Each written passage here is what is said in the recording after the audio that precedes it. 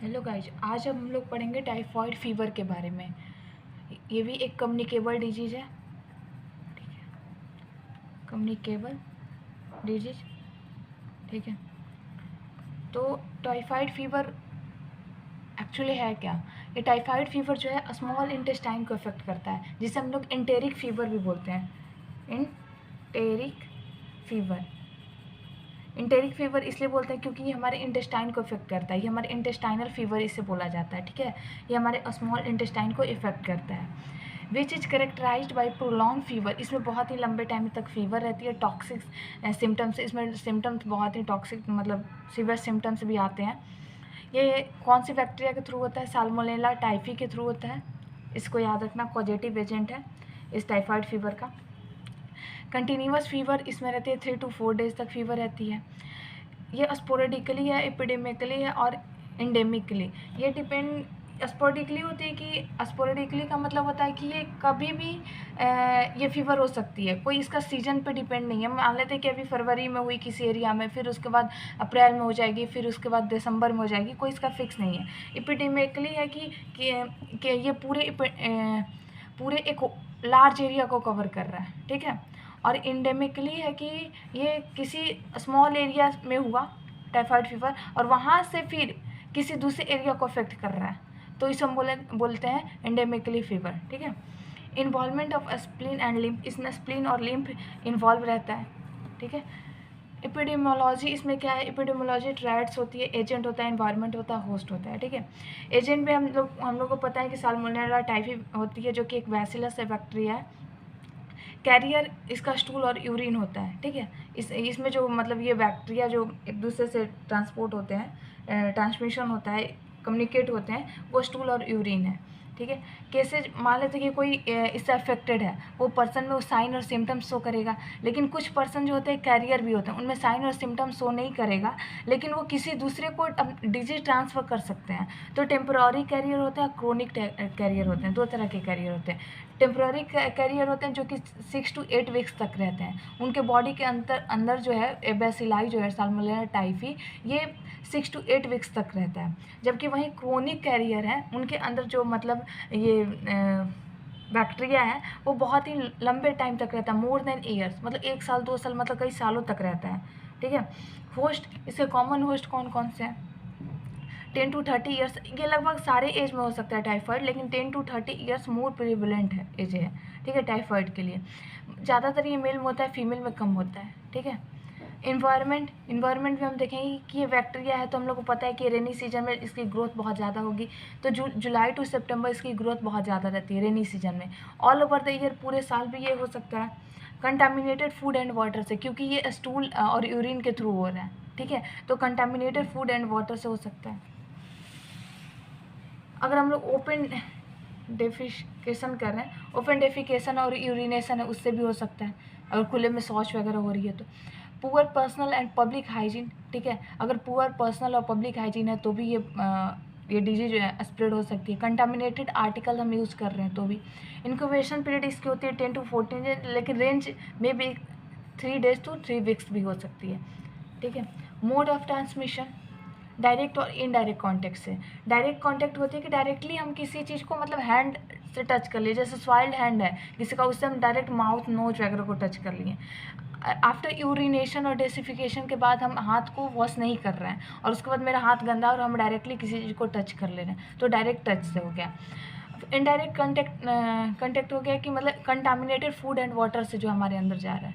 ठीक है, पैथोफिजियोलॉजी इसकी, पैथोफिजियोलॉजी है कि जब हम फूड और वाटर लिए, क्योंकि हम लोग पता है कि ये जो होता है फूड और वाटर, कंटामिनेटेड फूड और वाटर खाने पीने से होती है। ठीक है, तो अगर हम कंटामिनेटेड फूड एंड वाटर लेते हैं तो क्या होगा कि जो ये साल्मोनेला टाइफी है, साल्मोनेला टाइफी जो बैक्टीरिया है, वो क्या करेगा कि इलियम में, इंटेस्टाइन का जो थर्ड पार्ट है, ड्यूडेनम, जेजुनम, इलियम, ठीक है, तो टर्मिनल इलियम में प्रेयर पैचेज होते हैं। ठीक है, वहाँ जाके अटैच हो जाएगा, ये हमारे स्मॉल इंटेस्टाइन के इलियम वाले पार्ट में जाके अटैच हो जाएगा। वहाँ पे उसकी इंक्यूबेशन स्टेज चलती है।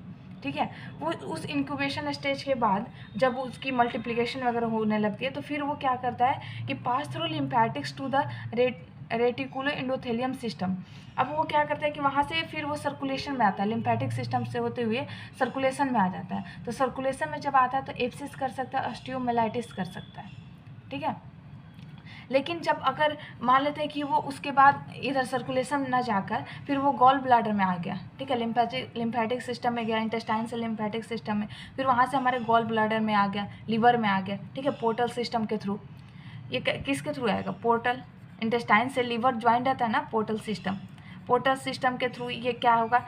लीवर में आ जाएगा, ठीक है, लीवर में आ जाएगा, गॉल ब्लाडर में आ जाएगा। तो लीवर और जब गॉल ब्लाडर में आता है तो गॉल ब्लाडर के बाद ये फिर से जीआई ट्रैक में चला जाता है, फिर से हमारे इंटेस्टाइन में आ जाता है, फिर से हमारे इंटेस्टाइन में आता है। तो वहाँ पे अब क्या करता है, इंटेस्टाइन सेल को नेक्रोसिस करने लगता है, डेथ उसकी होने लगती है, अल्सरेशन होने लगती है पेयर्स पैचेज में, ठीक है, इंटेस्टाइनल परफोरेशन और ब्लीडिंग होने लगता है, ठीक है, समझे? मतलब इसका मेन ये है कि अगर हम कोई कंटामिनेटेड फूड और वाटर ले रहे हैं, ठीक है, तो वो क्या करेगा? फर्स्ट जाएगा पेयर पैचेज के पास, इलियम के पास जाएगा, ठीक है, इलियम के पास जाने के बाद वहाँ इंक्यूबेशन पीरियड है उसको कंप्लीट करेगा, फिर वो लिम्फेटिक सिस्टम में जाएगा। तो लिम्फेटिक सिस्टम से 2 केस हो सकते हैं, या तो वो सर्कुलेशन में जा सकते हैं या फिर से वो लिम्फेटिक सिस्टम से, पोर्टल सिस्टम से होते हुए वो लिवर गॉल ब्लैडर में चला जाए, ठीक है।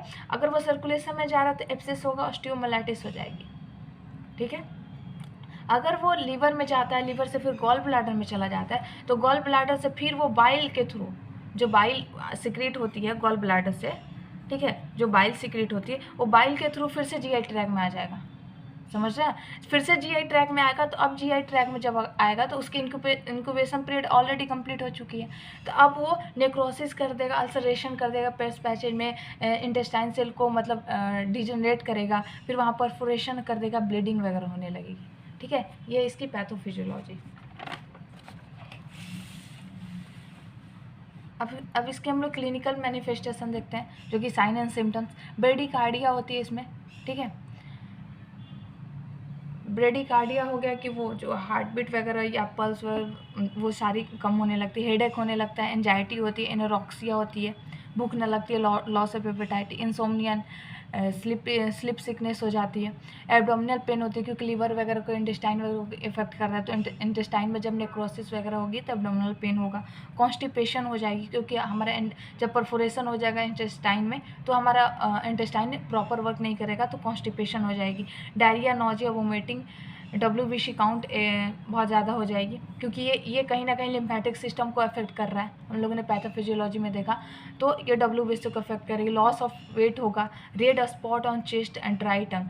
अब आपको याद कैसे होगा इसका, ठीक है, तो आप देख रहे हो कि इंटेस्टाइन को अफेक्ट कर रहा है, तो इंटेस्टाइन से रिलेटेड क्या क्या चीज़ें हो सकती है? कॉन्स्टिपेशन हो सकता है, एब्डोमिनल पेन हो सकता है, वोमिटिंग हो सकती है, नोजिया हो सकता है, डायरिया हो सकता है, ठीक है, ये 5 हो गया। अगर इन सारी चीज़ों की वजह से क्या हो सकती है? लॉस ऑफ वेट हो सकती है, ठीक है। अगर मान लेते हैं कि वो हमारे लिम्फेटिक सिस्टम को अफेक्ट कर रहा है तो WBC की काउंट इंक्रीज कर सकती है, ठीक है, इन्फेक्शन है ना तो WBC की काउंट इंक्रीज कर जाएगी, ठीक है। कॉम्प्लिकेशन से क्या क्या हो सकते हैं? निमोनिया हो सकता है, इंटेस्टाइनल ब्लीडिंग हो सकती है, किडनी फेलियर हो सकती है, इंटेस्टाइनल परफोरेशन वगैरह हो सकती है, पेरिटोनाइसिस हो सकती है। डायग्नोसिस, हम इसे डायग्नोस कैसे करेंगे? तो हिस्ट्री कलेक्शन हम लोग कर सकते हैं, ठीक है, हिस्ट्री कलेक्शन तो मस्ट है। फिजिकल एग्जामिनेशन करेंगे, माइक्रोबायोलॉजिकल टेस्ट करेंगे जिसमें टोटल ब्लड काउंट देखेंगे, ठीक है, CBC करेंगे, बोन मैरो टेस्ट कर सकते हैं, स्टूल टेस्ट तो इसमें मस्ट होती है, ठीक है, और ब्लड काउंट से हमें WBC का नंबर्स पता चल जाता है जिससे हम आइडिया लगा सकते हैं, ठीक है। स्टूल टेस्ट देखते हैं, ठीक है। सीरोलॉजिकल टेस्ट में इसका सबसे वाइडाल टेस्ट याद रखना, टाइफॉइड में ऑइडाल टेस्ट किया जाता है, ऑइडल टेस्ट। न्यू डायग्नोसिस में IDL, IgM एंटीबॉडी टेस्ट भी की जा रही है। मेडिकल मैनेजमेंट क्या है? ये बैक्टीरिया के थ्रू हो रहा है तो हम एंटीबायोटिक्स ज़रूर देंगे। तो अगर कोई पेशेंट है फुल सेंसिटिव है, ठीक है, तो हम उसको फ्लोरोक्विनोल देते हैं, ठीक है। अगर कोई पेशेंट है जो कि मल्टी ड्रग रेजिस्टेंट है, उसके बॉडी में बहुत सारे ड्रग्स रेजिस्टेंट है उसका बॉडी, तो उसको हम फ्लोरोक्विनोल और सेफेक्जिन देते हैं, ठीक है। अगर क्विनोल रेजिस्टेंट है, कोई बॉडी है जो कि क्विनोल को नहीं ले सकता, क्विनोल से उस पर इफेक्ट नहीं पड़ रहा है किसी पेशेंट को, तो एजिथ्रोमाइसिन देते हैं, ठीक है। ये सेंसिटिविटी टेस्ट जब होती है तब ये सारी चीज़ें पता चलती है। विटामिन B कॉम्प्लेक्स की ज़रूरी है इसमें, vitamin C vitamin B complex क्यों दे रहे हैं ये भी ध्यान रखिए, क्योंकि हमारे इंटेस्टाइन में विटामिन बी का ज़्यादातर फॉर्मेशन होता है, क्योंकि वहाँ पे इकोलाई बैक्टीरिया होती है, और इकोलाई बैक्टीरिया जो होता है विटामिन बी का फॉर्मेशन करता है। तो हमारा जब इंटेस्टाइन प्रॉपर फंक्शन नहीं कर रहा तो विटामिन बी का तो फॉर्मेशन नहीं होगा, तो हमें बाहर से विटामिन बी लेना पड़ेगा। और वैसे भी जब भी हम एंटीबायोटिक्स लेते हैं तो हमें विटामिन बी जरूर लेना होता है, विटामिन सी लेना होगा, निकोटीन एसिड लेनी पड़ेगी, बेड रेस्ट टीपीआर मॉनिटर करना पड़ेगा, आईओ चार्टिंग का हमें ध्यान रखना पड़ेगा। नर्सिंग मैनेजमेंट में हम क्या क्या चीज़ें कर सकते हैं, एजुकेट कर सकते हैं पर्सनल और पब्लिक हाइजीन के बारे में, ठीक है। मॉनिटर करते रहेंगे उसकी आईओ चार्टिंग, टीपीआर चार्टिंग वगैरह को। इनटेक आउटपुट चार्टिंग है, ठीक है, IO charting. Assist to take adequate fluid, क्योंकि इसमें डायरिया वोमिटिंग वगैरह भी होने के चांसेज है, तो हमें उसे एडिक्वेट फ्लूइड्स वगैरह लेने की बोलेंगे। मैनेजमेंट करेंगे हाइपरथर्मिया, क्योंकि इसमें फीवर भी हो रहा है तो हाइपरथर्मिया को मैनेजमेंट करेंगे। अगर नहीं मैनेज हो रहा है तो एंटीपायरेटिक्स वगैरह दे सकते हैं। पेन रिलीफ के लिए एनाल्जेसिक वगैरह देंगे, स्टमक पेन इसमें हो रही है, abdominal pain. Assist to take proper bed rest लेने के लिए बोलेंगे, क्योंकि इसमें लॉस ऑफ वेट और इसमें एनर्जी लॉस भी बहुत ज़्यादा होती है, क्योंकि वोमिटिंग डायरिया में बहुत ज़्यादा हमारा मसल्स वेट कम होता है। एडिक्वेट न्यूट्रिशन प्रोवाइड, इसमें एडिक्वेट न्यूट्रिशन प्रोवाइड करने की जरूरत है, क्योंकि वोमिटिंग और डायरिया में हमें न्यूट्रिशन का खास ध्यान रखना होता है। कंट्रोल कैसे कर सकते हैं, कंट्रोल एंड प्रिकॉशंस इसके, ये बहुत ही कम्युनिकेबल डिजीज है, तो स्ट्रिक्ट आइसोलेशन पे हमें ध्यान देना होगा, ठीक है, पेशेंट के आइसोलेशन पे। कंट्रोल सैनिटेशन पे ध्यान देना होगा पेशेंट की, मतलब इम्यूनाइजेशन वगैरह पे भी ध्यान देना होगा। सेफ वाटर सप्लाई चाहिए। एंटी टाइफाइड वैक्सीन होती है वो भी हमें पेशेंट को देना पड़ सकता है, ठीक है। तो आज के लिए टाइफाइड रहा, नेक्स्ट लेक्चर में हम लोग दूसरे डिजीज़ के बारे में पढ़ेंगे। तो आपको ये नोट्स और ये लेक्चर कैसा लगा कमेंट कीजिए, एंड अगर अच्छा लगा हो तो लाइक एंड सब्सक्राइब जरूर कीजिए। Thank you.